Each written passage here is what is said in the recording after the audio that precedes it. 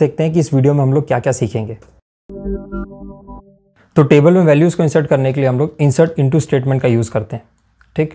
और इसमें भी आप देख सकते हो इंसर्ट इनटू, जो भी टेबल का नाम है वो डालिए आप, जो कॉलम्स आपने बनाए हैं टेबल, जब आप टेबल बना रहे थे तो कॉलम्स के नाम यहाँ पे डालिए, कॉलम्स के नेम हो जाएंगे। उसके बाद आपको वैल्यूज़ लिखना है तो ये ब्रैकेट के अंदर आएगा और फिर सभी रिस्पेक्टिव, जैसे कॉलम 1 की वैल्यू यहाँ पे आएगी, कॉलम 2 की वैल्यू यहाँ पे आएगी, कॉलम 3 की, अब वो वैल्यूज़ डाल सकते हो, फिर इसको एग्जीक्यूट कर सकते हो, ठीक। तो इसको हम लोग एग्जांपल देखते हैं। तो ये आपका इंसर्ट वैल्यूज़ का क्वेरी होगा जिसमें हम लोग इंसर्ट इनटू स्टेटमेंट का यूज़ करेंगे।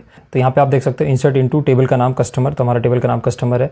अब इसमें स्पेलिंग का ध्यान रखना और ये केस सेंसिटिव होता है। अगर आपने सी कैपिटल लिखा है तो वो सी यहाँ पे भी कैपिटल होना चाहिए, केस सेंसिटिव होता है। उसके बाद जो भी इसमें कॉलम्स है, customer ID, customer name, age, city, तो आप कॉलम्स अगर आपको याद नहीं है तो आप यहाँ पे राइट क्लिक करिए, यहाँ पे आप ड्रॉप डाउन पे जाइए, यहाँ पे कॉलम्स दिखेंगे, आप कॉलम्स को ड्रॉप डाउन पे जाइए, यहाँ पे आपको दिख जाएंगे customer ID, customer name, age, city, salary, सारे कॉलम्स आ जाएंगे। उसके बाद सभी कॉलम्स का वैल्यूज़, तो मैं एक साथ ये 4 वैल्यूज़ को फीड कर रहा हूँ। एक चीज़ का आप ध्यान रखिएगा, कस्टमर आईडी में सबसे पहले कस्टमर आईडी, फिर नेम, फिर नेम आएगा वैल्यूज़ में, एज है तो फिर एज 26 आएगा, सिटी है तो डेल्ही सिटी आएगा, फिर सैलरी है तो सिर्फ लास्ट में सैलरी आएगा। ऐसे ही सभी आपको जितने भी आप ब्रैकेट में वैल्यूज़ डालोगे सभी के लिए ऐसे होगा, ठीक। अब इसको करते हैं रन, तो आप देखोगे कि क्वेरी रिटर्न सक्सेसफुल, ठीक। तो ये हमारा रन हो चुका है क्वेरी। अब मैं चेक करता हूँ हमारे टेबल में डेटा आया कि नहीं आया। तो उसके लिए हम लोग क्या करेंगे, सेलेक्ट स्टार फ्रॉम और टेबल का नाम लिख देंगे, ठीक। टेबल का नाम हमारा कस्टमर हो गया।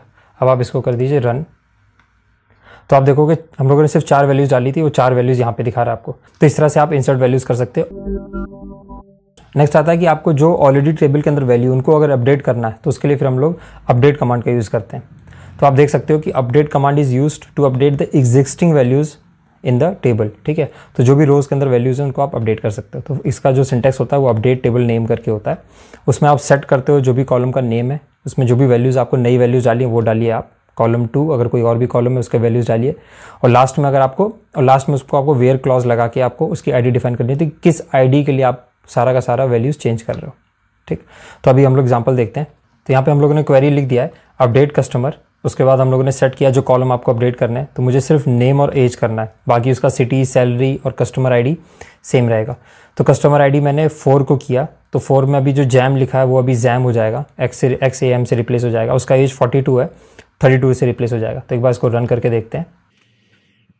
अब देखो क्वेरी रिटर्न सक्सेसफुली। तो दो बार डेटा चेक कर लेते हैं। तो मैं लिखता हूँ सेलेक्ट स्टार, सब कुछ चाहिए मुझे, फ्रॉम कस्टमर, ठीक। आप करिए इसको ओके। अब आप देखो यहाँ पे सैम आ गया, पहले जैम था अभी वो XAM हो गया, उसका एज पहले 42 था अभी 32 हो गया। तो ऐसे ही आप एग्जिस्टिंग वैल्यूज़ को भी अपडेट कर सकते हो। अब देखते हैं कि आप वैल्यूज़ को कैसे डिलीट कर सकते हो।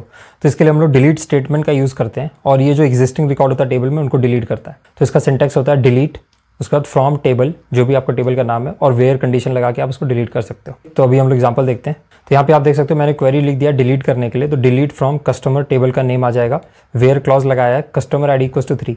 तो ये जो कस्टमर आईडी इक्वल्स टू 3 है ना, ये पूरा का पूरा रो डिलीट हो जाएगा, ठीक। तो अभी देखते हैं, इसको रन करते हैं। अब देखो क्वेरी रिटर्न सक्सेसफुल। अब दोबारा मैं चेक करता हूँ डेटा, ठीक। अब इसको मैं करता हूँ रन। अब आप देखोगे यहाँ पे सिर्फ 3 ही रोज ऑफ डेटा बचा हुआ है। पहले 1 था, 2 था, अभी 3 वाला रिकॉर्ड गायब हो गया, उसको हमने डिलीट कर दिया है। उसके बाद 4 आ जाता है। इस तरह से आप पूरे रोज को भी डिलीट कर सकते हो। नेक्स्ट टॉपिक आता है ऑल्टर टेबल्स का। तो ये स्टेटमेंट आपको हेल्प करता है जो कॉलम्स हैं उनको डिलीट करने के लिए, उनको ऐड करने के लिए, उनको मॉडिफाई करने के लिए एक एग्जिस्टिंग टेबल के अंदर। तो जो स्टेटमेंट है वो है ऑल्टर टेबल। अब आप ऑल्टर टेबल के अंदर 3 आता है, तो ऐड कॉलम सबसे पहला है। तो उसका सिंटेक्स होता है कि आप ऑल्टर टेबल लिखिए, टेबल का नाम लिखिए और ऐड कॉलम कर दीजिए, और जो कॉलम का नेम आपको डालना है, ठीक। तो वो कॉलम ऐड हो जाएगा। इसके आगे आप साथ ही साथ आप इसमें चाहो तो डेटा टाइप लिख सकते हो, कंस्ट्रेंट भी ऐड कर सकते हो। नेक्स्ट आता है ऑल्टर टेबल ड्रॉप कॉलम। अगर आपको कॉलम को ड्रॉप करना है, मतलब डिलीट करना है, तो उसके लिए आप क्या करोगे, सेम ऑल्टर टेबल, टेबल का नाम, उसके बाद ड्रॉप कॉलम। ऊपर हम लोगों ने ऐड कॉलम लिखा था, यहाँ आप ड्रॉप कॉलम लिखोगे और कॉलम का नाम, तो वो कॉलम डिलीट हो जाएगा। लास्ट आता है जो आपके अंदर ऑलरेडी कॉलम, उसका डेटा टाइप चेंज करना अगर आपको, तो उसके लिए क्या करोगे, आप ऑल्टर टेबल, ऑल्टर कॉलम लिखोगे और फिर कॉलम का नेम और जो नया डेटा टाइप है वो आप लिख सकते हो। तो इससे आपको नया डेटा टाइप भी असाइन हो जाएगा। तो इसका भी हम लोग एग्जांपल नहीं देखेंगे क्योंकि बहुत सिंपल है। तो आप ये एक तरह का आपके लिए एक्सरसाइज हो गया, तो इसको आप ट्राई करके देख सकते हो। इस सेशन का लास्ट टॉपिक आता है कि ड्रॉप एंड ट्रंकेट टेबल को कैसे यूज़ करते हैं। तो जो ड्रॉप टेबल कमांड है वो आपका टेबल डेटाबेस से डिलीट कर देता है, ठीक। और जो आपका ट्रंकेट टेबल है वो क्या करता है, टेबल का जितना भी डेटा है उसको डिलीट करता है, पर टेबल रहेगा, ठीक। तो उस टेबल में आप और नया वैल्यू ऐड करना चाहो, स्क्रैच से वैल्यू ऐड करना चाहो, सब कुछ डिलीट करके, सब कुछ मिटा के एकदम से, तो आप ट्रंकेट टेबल का यूज़ करते हो। तो इसको अभी हम लोग एग्जाम्पल करके देख लेते हैं। तो ये आ गया अभी हम लोग डेटाबेस में। तो यहाँ पे चलते हैं और यहाँ पे लिखते हैं ट्रंकेट टेबल, और टेबल कौन सा है, कस्टमर। तो आपको जो वैल्यूज़ दिख रही है ना, ये सब उड़ जाएंगी, सिर्फ कॉलम्स के नेम रहेंगे। ठीक, मैं इसको रन करके दिखाता हूँ आपको। सक्सेसफुली आ गया। तो अब मैं इसको बोलता हूँ कि भाई मुझे तू सेलेक्ट एवरीथिंग कर दे फ्रॉम कस्टमर से।